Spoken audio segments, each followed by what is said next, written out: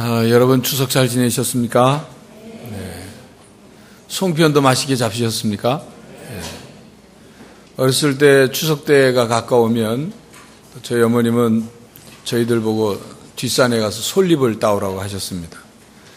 솔잎을 또 억센 솔잎 말고 또 이렇게 색깔이 아주 연두색 빛깔 나는 부드러운 솔잎을 따면 이제 손에 소나무 송진도 묻고 그렇게 따서 모으면 송편을 빚어서 이제 한 켜씩 놓은 다음에 찌죠. 쪄서 바로 먹으면 솔잎도 잘 안 떨어지고 그렇습니다. 한 김이 나간 다음에 솔잎을 떼내면서 송편을 먹으면 그 입안과 코끝에 솔잎 향이 가득 차는 그런 느낌을 받은 적이 있습니다. 추석이 돼서 송편을 만들고 식구들이 다 둘러앉아서 함께 반죽을 하고 송편을 빚고 하는 그런 풍습은 아주 좋은 풍습인 것 같습니다. 그런 좋은 풍습이 있는가 하면 또 우리 명절에 또 좋지 않은 풍습도 있죠. 혹시 여러분 어젯밤에 밤새도록 또 고스톱 치느라 눈이 시뻘건 그런 분은 안 계십니까? 고스톱은 미풍양속은 아닙니다. 우리 풍습들 가운데 아주 오랫동안 이어져 내려오고 또 앞으로도 이어져 내려가야 될 좋은 풍습들이 있어요. 추석 때 송편을 빚고 함께 하는 그런 것은 좋은 풍습이죠. 그러나 그렇지 않은 것, 미풍양속이 아닌 것을 미풍양속인 것으로 알고 잘못 행하는 것, 이것들은 우리가 바로 알아야 합니다. 제사 풍습이 그렇습니다. 여러분들 가운데 어제 제사를 어쩔 수 없이 드린 분도 있고 또 제사 드리는 문제 때문에 어려움을 겪은 그런 분들도 있을 것입니다. 많은 사람들이 조상 제사를 드리지 않으면 상놈이고 또 조상 제사를 드리지 않는 것은 불효다. 그리고 제사를 드리지 않으면 조상의 영혼이 배가 고파서 떠돌아다닌다. 그렇게 말을 합니다. 그러면서 조상 제사는 우리 고유의 미풍양속이라고 주장을 합니다. 그런데 실상 조상 제사는 중국으로부터 유입된 외래 문화입니다. 우리의 고유한 미풍양속이 아니란 얘기죠. 중국에서는 공자 이전 시대인 상나라와 하나라 때 처음 제사를 드린 기록이 있습니다. 당시 조상 제사는 죽은 자를 위한 제사가 아니라 살아있는 종손을 높이기 위해서 높은 자리에 앉힌 다음에 제사의 예를 갖추어서 그렇게 높였습니다. 그러다가 그것이 황제에게 살아있는 황제를 높이는 일에 제사 예를 갖췄고 또 점점 더 자기 집안에 벼슬을 한 훌륭한 분이 있으면 살아있는 분을 그렇게 제사 예로 높였습니다. 그러다가 춘추 전국시대에 들어서서 사회 질서가 무너지면서 평민들도 너희들 조상만 훌륭하냐, 너희 부모만 훌륭하냐, 우리 부모도 훌륭하다. 그래서 그것에 대한 반발심과 또 자기들의 신분을 높이기 위해서 제사를 죽은 부모에게까지 드리게 된 것이죠. 우리나라에는 고려 때에 중국 문화가 낳은 주작이 전래되면서 조상 제사 의식도 함께 유래되었습니다. 제사가 들어온 초창기에는 특정한 왕에게만 제사를 드렸는데 고려 말에는 성리학의 영향으로 위패와 신주를 모시고 훌륭한 사람들에게 사당을 지어서 제사를 드렸습니다. 조선시대에 이르러서는 유교를 국교로 삼은 이성계에 의해서 조상 제사가 민간 백성들에게 널리 장려가 되었습니다. 이 조상에 대한 효도로 제사를 드리게 된 이 일을 장려하는 일은 사실은 조상에 대한 순수한 효도의 마음이 아니라 이성계가 무력으로 왕권을 쥐고 백성들이 그 왕권의 정통성을 인정해 주지 않으니까 정통성을 인정받기 위해서 백성들의 마음이 돌아서 있는 것을 돌이키기 위해서 고민을 하던 차에 무학대사가 효를 중요시 여기는 우리 백성들에게 조상제사를 드리도록 권하면 그 효도하는 마음이 조상제사를 드리면서 이성계의 왕권에 대해서 마음을 돌이킬 거다. 그러니까 무학대사의 아이디어로 온 백성들에게 조상제사를 드리도록 권했고 그렇게 퍼져나간 것이 오늘 이르게 된 것입니다. 이렇게 볼 때 조상제사는 중국으로부터 들어온 외래 문화이고 그리고 태조 이성계의 정치적인 어떤 목적을 위해서 그리고 무학대사의 아이디어가 합해져서 토착화된 그런 조상 제사 문화입니다. 그러니까 한국의 우리나라의 조상 제사는 미풍양속이라고 하기보다는 중국으로부터 들어온 외래 문화이고 13세기에 억지로 왕권을 유지하기 위한 그런 계략으로 생겨난 풍속이죠. 그뿐만 아니라 조상 제사는 단순한 효도를 조상에게 드리는 그런 차원이 아니라 조상신을 섬기는 우상 숭배가 되었습니다. 조상 자체가 우상이라는 말이 아니라 조상신을 섬기는 거기 때문에 우상 숭배다 그 말입니다. 잘못된 신앙이죠. 예를 들어서 그냥 조상에 대한 효를 드리는 것이면 그냥 조상을 기억하고 하면 됩니다. 그런데 실제로 제사 속에는 조상신이 와서 음식을 먹는다고 생각합니다. 위패나 지방을 써서 붙이고 초혼하죠.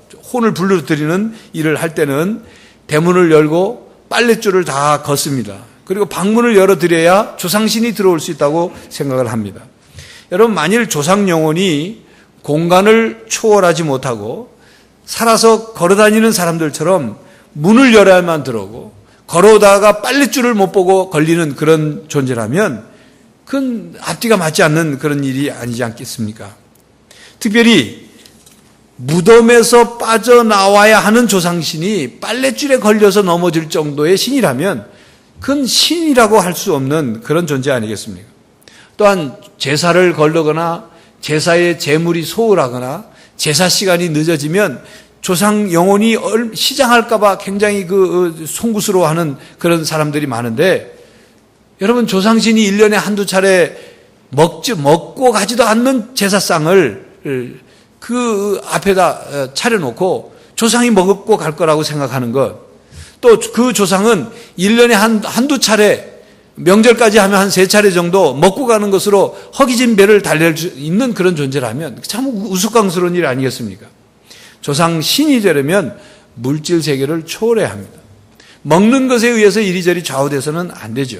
그런 조상신을 신으로 모신다면 그건 참 어처구니 없는 일입니다.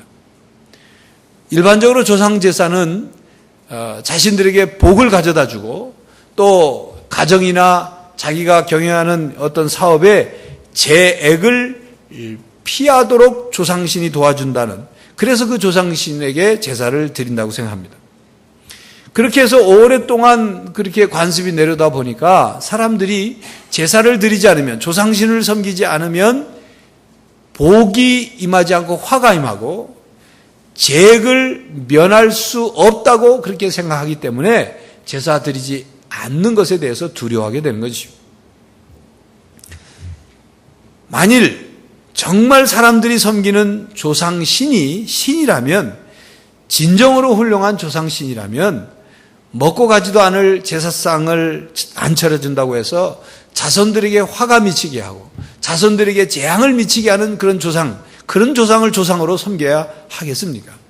묘자리를 잘못 썼다고 꿈속에서 나타나 자식들을 괴롭히는 조상이라면 진정한 부모, 진정한 조상이 될 수 없지요.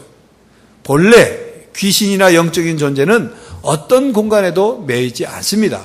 무덤 잘못 썼다고 그 무덤 속에 매여서 무덤에 있는 무덤자리가 불편해서 괴로워하는 귀신이라면, 조상신이라면 신이 아니죠.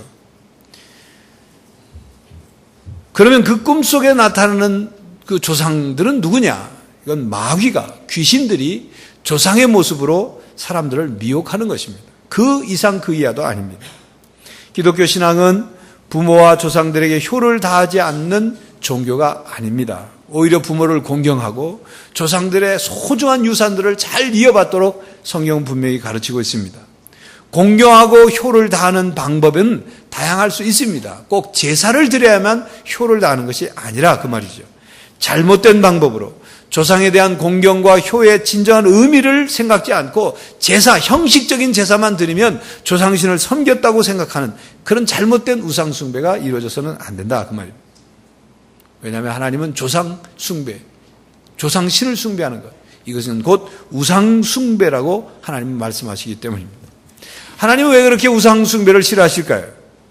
여러분, 우상이라는 말은 허수아비 우자의 형상상자입니다. 허수아비 형상을 하나님으로 섬기는 것, 하나님인 줄 알고 섬기는 것, 이게 우상숭배. 하나님의 자리에 하나님 아닌 것을 올려놓고 하나님인 것처럼 섬기는 것이 이게 우상숭배입니다. 여러분, 하나님은 영이십니다. 영은 시간과 공간의 제약을 받지 않습니다. 형체도 없고 회전하는 그림자도 없으신 영이십니다. 그렇기 때문에 무소부재하신 하나님이에요. 안 계신 곳이 없는 모든 곳에 계시는 하나님이 될 수 있는 거예요. 영이시기 때문에. 시간과 공간의 제약을 받지 않고 활동하시기 때문에 전지하시고 전능하신 모든 것을 아시고 모든 능력이 있으신 하나님이십니다.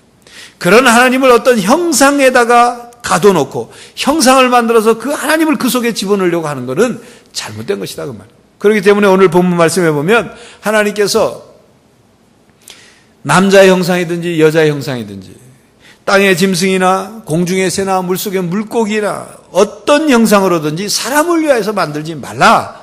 만들지도 말고 절하지도 말고 섬기지도 말라고 말씀합니다. 그리고 하늘의 해와 달과 별들을 위해서 하나님이 만드신 해와 달과 별인데 그것이 하나님인 양 거기다가 경배하지 말라고 말씀합니다. 하나님은 어떤 물건이나 형상에 갇혀 있거나 매여 있는 그런 분이 아닙니다. 사람들이 하나님을 잘못 오해해서 하나님을 하나님으로 바로 섬기지 못하고 사람의 생각과 사람의 기준으로 형상을 만드는 거예요. 그 형상이 아무런 능력이 없음에도 불구하고 아무것도 할 수 없음에도 불구하고 살아있고 능력 있는 하나님을 하나님으로 섬기지 못하고 우리에게 공의를 행하고 우리를 구원해 주시는 하나님을 하나님으로 섬기지 않고 엉뚱한 것을 형상을 만들어서 섬긴다. 그게 우상숭배예요. 또한 우상숭배는 잘못된 것이고 나쁘고 악한 것이기 때문에 하나님께서 금하셨습니다. 우상숭배는 사람들을 부도덕하게 비윤리적인 것으로 끌고 갑니다. 여러분, 처음 고대 사회에 우상이 생긴 것은 자연의 어떤 순환에 도움을 받기 위해서 우상을 만들었습니다. 그건 신으로 등장하는 남신과 여신, 특별히 그 성경에 보면 바알신과 아세라 여신이 나오는데 바알신은 남신이고 아세라 신은 여신인데 이 농경의 신이고 출산의 신이에요. 그러니까 그 신을 섬겨서 많은 수확을 거두고 수확을 거두는 일에 어떤 어려움이 없도록 신을 만들어서 섬기는데 그런데 그걸로 끝나는 게 아니라 그 신을 섬기는 그 신전에서 그 일을 감당하는 여사제들이 창녀들이었습니다. 제사를 드리고 나서 남자들은 그 여사제들과 관계를 갖고 부도덕한 일들이 벌어지고 있는 거예요. 이 우상을 만드는 동기부터가 그렇죠. 우상을 만들 때 우리는 하나님이 계시고 그 하나님이 우리에게 계시해 주신 것을 지키고 그것을 따라야 되는데 그렇지 않고 자기의 목적과 자기의 욕망을 이루기 위해서 우상을 만들고 그 우상에게 그 욕망과 목적을 이루도록 비는 거죠. 그러다 보니까 윤리적이지 못한 거예요. 부도덕하게 되는 거예요. 자기 욕망을 채우는 그런 잘못된 종교가 되는 겁니다. 또한 우상숭배는 사탄과 귀신과의 접촉점을 제공하고 있기 때문에 하나님께서 금하시는 겁니다. 여러분 사실 우상 자체는 아무런 능력이 없어요. 아무런 능력이 없어요. 여러분 우상이라고 만들어 놓은 것을 깨트려 보십시오. 거기에서 뭐가 나타나는지 안 나타납니다. 그런데 그 우상을 매개로 해서 귀신이 활동하는 겁니다. 우상을 통해서 그것을 통해서 어떤 능력이 있는 것처럼 귀신이 마귀가 사탄이 역사하는 거예요. 그렇기 때문에 사람들이 우상 자체가 능력이 있는 것인 양 착각을 하는 거죠. 우상을 통해서 나타나는 어떤 놀라운 일들도 다 그건 마귀적인 겁니다. 마귀가 하는 짓이에요. 그래서 결국은 악한 일들을 우리에게 행하게 되는 것입니다. 악한 결과를 맞게 된다는 것을 알지 못한 채 거짓된 신앙을 갖게 되는 것, 이게 바로 우상숭배입니다. 우상숭배는 실제로 아무런 도움을 우리에게 주는 것도 없고, 그렇기 때문에 하나님께서 우상숭배를 하지 말라고 말씀하고 있습니다. 주일 아침에 이런 예를 드리기가 좀 못합니다만, 그래도 우상숭배에 대해서 이보다 더 정확하게 설명해 줄 수 있는 것이 없다고 생각해서 말씀을 드리려고 합니다. 어떤 사람이 산에 산행을 갔습니다. 그날따라 산행을 가는데 속이 불편했어요. 아니나 다를까 신호가 와가지고 너무 급해졌어요. 너무도 급한 나머지 주위를 둘러보니까 옆을 보니까 이 평평하고 볼일을 볼 만한 장소가 있어서 가서 얼른 해결을 했어요. 주위를 둘러봤더니 다행히 자기를 본 사람은 아무도 없습니다. 그런데 그냥 가려고 하니까 괜히 미안하고 자기가 남긴 흔적 때문에 좀 그랬어요. 그래서 큰 돌을 몇 개 주워다가 그것을 이렇게 가렸어요. 가려놓고 갔습니다. 한 주간이 지나서 다시 그 산을 이제 오르게 됐는데 이 사람이 궁금해졌어요. 자기가 볼 일을 본 것이 어떻게 됐나. 이 범죄 심리학에서 말하는 것을 보면 범죄자가 반드시 사건 현장에 다시 한번 가서 확인을 한다고 하지 않습니까? 그래서 그 사람도 가서 확인을 하려고 갔더니만 사람들이 많이 모여 있는 거예요. 이 사람이 마음이 덜컥 내려요. 혹시 내가 한 일에 대해서 사람들이 알고 뭔 일이 하나. 그래도 그 당시에 아무도 자기가 한 일을 본 사람이 없기 때문에 조심조심해서 가보니까 많은 사람들이 둘러앉아서 뭘 하고 있는 겁니다. 보니까 그 자기가 쌓아놓은 돌 위에 산을 지나다니는 사람들이 그 위에 또 돌을 쌓고 쌓아가지고 탑이 됐어요. 그 탑에다가 대고 사람들이 모여서 손으로 빌고 그러더라 그 말입니다. 그 탑 중심에 뭐가 있는지도 알지 못하고. 여러분, 우상은 이런 겁니다. 우상은 똥이에요. 아니, 우상은 똥보다 더 못한 것입니다. 똥은 거름이라도 쓰죠. 우상은 아무짝에도 쓸 거 없어요. 그 우상 때문에 우리의 마음이 우둔해지고 부패해지고 허탄한 것에 마음이 빼앗기고 잘못된 삶을 사는 겁니다. 길이 아닌 그 길을 가게 되는 것이고 진리 아닌 것을 진리인 양 믿게 되는 것이고 그리고 어떤 능력도 없는 것을 능력 있는 것으로 착각하고 믿게 의지하는 거죠. 우상 숭배는 있지도 않는 것을 있는 것으로 섬기는 겁니다. 살아있지도 않는 것을 살아있다고 섬기는 거예요. 우리에게 아무런 유익을 줄 수 없습니다. 오히려 우상이 우리에게 할 수 있다면 우리를 바보로 만드는 것밖에 없는 거예요. 그런데 여러분, 우상 숭배는 마약과 같습니다. 마약이 아무리 자기 근처에 자기 앞에 놓여 있어도 그 마약을 자기가 마약을 하지 않으면 마약을 마시든지 하여튼 흡입하지 않으면 그 마약과 나는 상관이 없는 겁니다. 우상도 마찬가지예요. 그런데 자기가 마약을 한 번, 두 번 하게 되면 그것에 지배가 되어서 끊을 수 없는 그 금단 현상이 나타나는 것처럼 우상을 믿거나 섬기지 않으면 상관없는데 우상을 섬기게 되고 우상을 섬기는 일이 계속 이 습관처럼 돼버리면 나중에는 우상을 섬기지 않으면 불안하고 고통스러워지는 거예요. 그것 때문에 두려움이 이게 되는 거예요. 여러분, 우상을 섬기지 않으면 불행해질 것이라고 두려움을 주는 것, 이거 사탄이 주는 겁니다. 사탄이 우리 사람들 마음속에 그런 마음을 넣어주는 거예요. 여러분, 사람들이 우상을 섬기다가 그 섬기던 우상을 정리하고 버리고 깨트리고 하는 일을 하려고 할 때 얼마나 두려워하는지 모릅니다.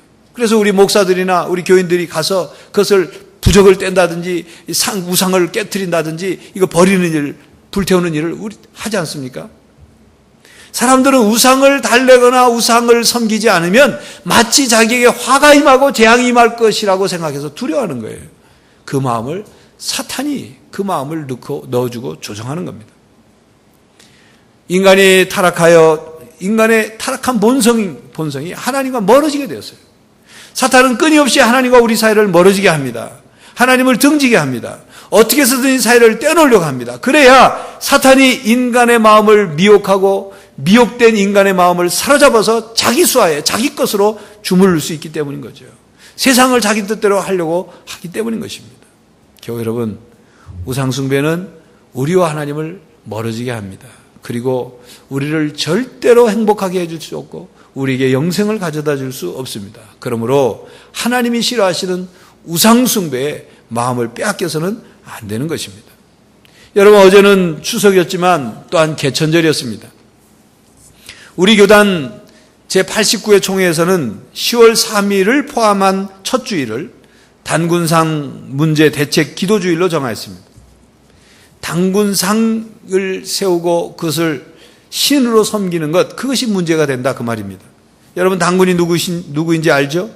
고조선 건국 신화에 나오는 인물입니다. 하늘 세계에 있던 환웅이 이 땅에 내려와서 사람이 되고 싶어 마늘과 쑥을 먹은 그런 웅녀와의 사이에서 단군이라는 아들을 낳았어요.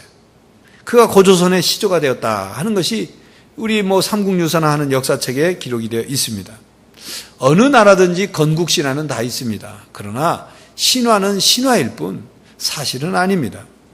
그런데 우리나라는 단군상을 한문화운동연합, 즉 지금은 홍익문화운동연합이라는 단체가 1998년 11월부터 1999년 6월까지 8개월 동안 전국 초중고등학교 교정과 공공장소 혹은 공원에 369개의 단군상을 불법적으로 기습적으로 세워놨어요. 여러분, 홍익문화운동연합의 이승헌이라는 자는 단학선언의 설립자이기도 합니다. 그는 불확실한 학력을 가지고 있고, 그리고 통일교와 원불교와 마인드 컨트롤을 전전긍긍하다가 단학선언을 설립하고 자기를 대선사라고 하더니만 전국의 단군상을 세우고 이제는 자신이 살아있는 단군이라고 주장을 합니다.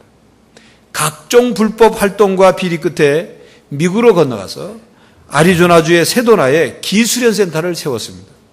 그런데 그 기수련센터에서 수련을 하는 42살 난 여자 대학 교수가 사망하는 사건이 일어났어요. 그것 때문에 위자료 8,400만 달러, 우리나라 돈으로 약 1,000억 원짜리의 소송이 미국 법정에 지금 제소된 상태이고, 미국 CBS 방송국을 비롯한 6개 방송국에서 이승헌을 독재적이며 위험한 이교라고 대대적으로 이미 보도를 했습니다. 현재 국제내교육종합대학원과 대학교 총장으로 활동을 하고 있어요. 금년에 여러분 아시죠? 부산교육청이 아주 멍청한 결정을 하고 내교육 시스템을 학교에 들여오겠다고 해서 우리 성시운동본부와 우리 기독교계가 교육청 게시판에 그 비교육적인 문제점과 사이비 종교의 연관성을 강하게 제기해서 그 계획이 취소되는 쾌거를 금년에 이룬 적이 있습니다. 이 뇌교육은 뇌호흡을 통해서 우주의 길을 불러들여서 영재가 될 수 있다고 우리 학부모들을 미혹하고 있습니다.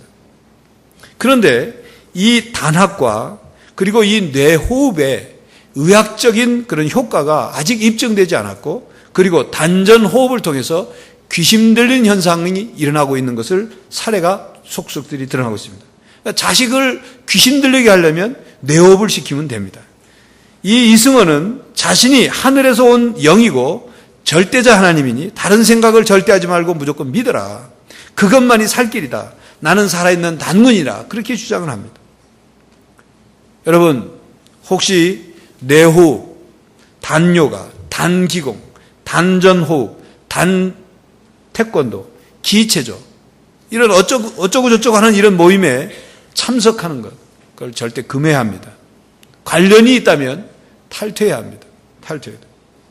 또한 이 단군을 신으로 섬기는 종교 교단이 우리나라에는 34개나 있는데, 그들은 단군이 곧 하나님이고 하나님이 곧 단군이다.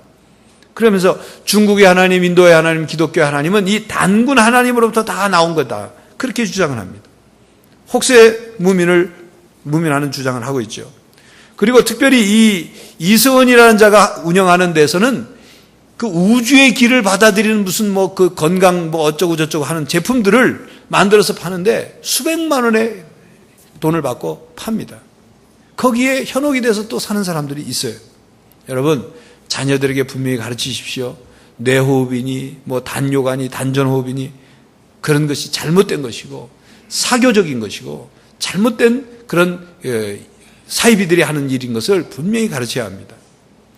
나라의 시조인 단군을 들어서 단군 신을 섬겨서는 안 된다 그 말입니다. 그냥 개국 신화에 나오는 한 인물일 뿐입니다. 신화의 인물. 단군이 하나님 위에 있는 존재가 아니라 그 말이에요. 사이비 종교에 농락되어서는 안 되는 것입니다. 자, 오늘 본문 말씀을 보면 이 본문 말씀과 구약과 신약의 신약 성경의 중심 내용이 바로 그겁니다. 하나님만을 하나님으로 믿고 섬겨라. 여러분, 10계명 1계명과 2계명의 진정한 뜻이 무엇입니까? 가짜 신을 섬기지 말고 진짜 신인 하나님만을 섬기라, 그 명령이죠. 10계명에 흐르는 중심과 성경 전체에 흐르는 중심이 바로 뭡니까? 나는 너희들을 사랑하고 너희들은 나를 사랑해라. 그러면 너희들이 내 안에서 행복하게 살 수 있다. 영생의 길을 얻을 수 있다. 그것이 성경의 중심 내용 아닙니까? 우리는 하나님 안에서만이 진정한 행복을 누릴 수 있고 영생의 길을 얻을 수가 있습니다. 하나님 안에서 하나님이 하나님이 주신 진리 안에서만이 참 인간성을 회복할 수 있는 거예요. 우상을 섬기면 인간성은 파괴됩니다. 우둔해집니다. 부패해집니다. 허탄한 것을 쫓게 됩니다. 진리 아닌 것을 진리로 잘못 믿고 그것을 통해서 온갖 불행과 고통과 그리고 죽음을 맞게 되는 것입니다.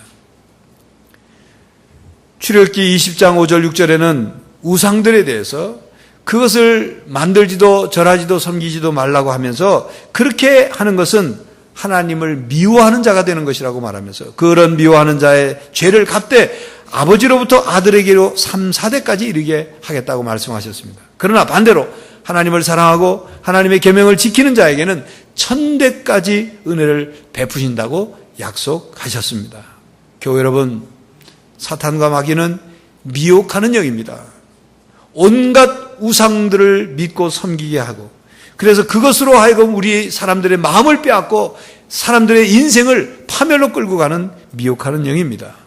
오직 하나님만을 믿는 하나님 중심의 신앙으로 우리의 신앙을 바로잡고 우리를 미혹하는 온갖 잘못된 것, 형상이든 형상이 없든 우리 마음속에 하나님의 자리를 빼앗는 그 우상을 물리치고 우리의 바른 인생의 목적과 의미를 깨달아서 영생의 삶을 얻을 뿐만 아니라 천국에 들어가기까지 이 땅에서 승리하며 사는 성도들이 되시기를 간절히 바랍니다. 기도하겠습니다. 하나님, 이 세상의 온갖 잘못된 것들이 하나님 아닌 가짜가 하나님인 양 판을 치고 사탄과 마귀가 사람들의 마음을 미혹하는 그런 때를 살고 있습니다. 오직 하나님만을 하나님으로 섬기게 하시고 거짓과 가짜의 우상을 하나님으로 착각하고 섬기는 일이 없도록 우리들을 깨우쳐 주시옵소서. 조상을 공경하고 부모에게 효를 다해야 하지만 조상 신을 섬기는 잘못을 범하지 않게 하시고 이 땅에 존재하는 많은 우상들을 물리치고 오직 참신이신 하나님만을 섬기는 이 백성이 되도록 역사하여 주시옵소서. 예수 그리스도의 이름으로 기도하옵나이다. 아멘.